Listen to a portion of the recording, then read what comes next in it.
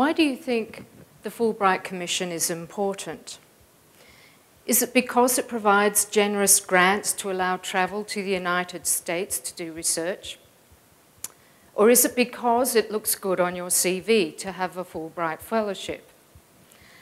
I know some of you tonight are alumni of the Fulbright scheme, so you really know how an award from Fulbright can advance your career. But the reason why I like the Fulbright Commission is because it's founded on the principle of academic freedom. And this university also is founded on the principle of academic freedom. But we often take it for granted. We really only notice academic freedom when it's being taken away. Like last year in Turkey, after the military coup, when faculty were sacked from their jobs and some were imprisoned. Or in Russia, when a foreign university was closed down, and now in Hungary. Tonight, I'd like to share some of the ramifications of letting academic freedom slip away. And I will ask one small favor, something that you can do to help defend academic freedom, even though it is in a faraway country. In 2 days' time, I traveled to Budapest and to summer. Budapest is a city with spectacular bridges and historic buildings, and it's a great place to visit. It has many restaurants and bars and cafes and nightclubs. It really is a party city. I love it, and so do my students. But the serious reason why I'm going there is that I have worked for 15 years at the Central European University. CEU is a private American university that was established in 1991 after the breakup of the Soviet Union. The breakup of the Soviet Union marked the start of a great reform process known as the transition. This was a transition to democracy in the former communist countries, to the introduction of the rule of law, and the creation of markets. And into this context, the university brought American-style English language graduate education to help train the new generation of leaders who would guide this process of transition. And then a decade later, the university would also provide research and analysis for some of those transition countries in their quest to become new member states of the European Union. This dual process of transition and accession has been bumpy. It's been a process of 2 steps forward and 1 step backwards. But since 2010, in Hungary, when Fidesz, the political party, was elected, it's been a case of 2 steps backwards. The Prime Minister, Viktor Orban, is a big fan of Vladimir Putin. He likes to emulate the style of Vladimir Putin, and he wants to introduce to Hungary what he calls an illiberal state. An illiberal state. He's gone about this by appointing his friends and supporters to key political posts in order to take command of the economy. This is crony capitalism. The Hungarian government has also clamped down very effectively on the free press.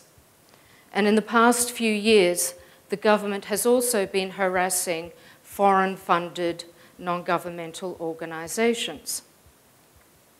Just 3 months ago, the Hungarian government fast-tracked legislation through the parliament that would, in effect, close down the university. In the propaganda campaign since to justify this legislation, political leaders from Fidesz have said that CEU is just a front organisation. It is a front organisation for the political interests and the loony left-wing ideas of George Soros, the billionaire philanthropist. He's no saint. He has also been criticised quite extensively for being an international financial speculator. But he is important to this story because he founded the university and endowed it with hundreds of millions of dollars. The Fidesz representatives also say that the university is full of radical ratbag globalist elites. All right. People like blue-stockinged me, see? They say my feminist colleagues are undermining traditional family values, and that other researchers looking at European affairs are in cahoots with the European Union to undermine Hungarian national sovereignty by facilitating a flow of refugees into the country, refugees who might also bring terrorists with them. If you visit CEU, you will see that it is a very cosmopolitan place.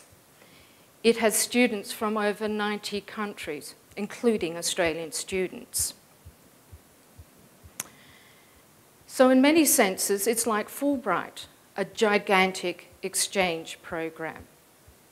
You will have seen in some of the materials that were distributed tonight that Senator Fulbright hoped that the mistrust that set nations apart would be reduced through educational exchange. But in the case of CEU, it appears that the university has aggravated mistrust with the Hungarian government. And this is because CEU's core values to promote an open society and to promote tolerance and transparent political institutions directly challenges the authoritarianism of the Hungarian government. So why am I making such a fuss about CEU? Why is it important? CEU has become the global hotspot for major debates about the future of the European Union. Debates about deeper integration after Brexit, when Britain leaves, quite possibly another country or two. And debates about mass immigration into Europe. Immigration that is causing fears, populism, and xenophobia. Euro MPs think CEU is important. They have said in Parliament that Viktor Orban wants European money, but not our values. They say that the Hungarian government has transgressed the European Charter of Fundamental Rights. This charter says that the arts and scientific research will be free of constraint. Consequently, they are very concerned about what the Hungarian government has done because it completely undermines European values and democratic freedoms. The people know this. There have been major demonstrations in Budapest and in some other cities. 20 Nobel Prize winners have sent letters of support. Angela Merkel, the German Chancellor, has also indicated her support for CEU, as has Kofi Annan, the former Secretary General of the United Nations, and our very own Gareth Evans, former Foreign Minister of Australia. So you might think that Hungary is a faraway country, but at the moment it's significant of being on the front line of a major war of ideas that is much bigger than about its own existence. CEU is in a battle to preserve and protect European values and democratic freedoms. And if you think about it, these are also, I hope, our values that we respect as well. So in closing, let me remind you of the TEDx motto. The TEDx motto is, ideas worth spreading. Okay. Sometimes those ideas need to be defended.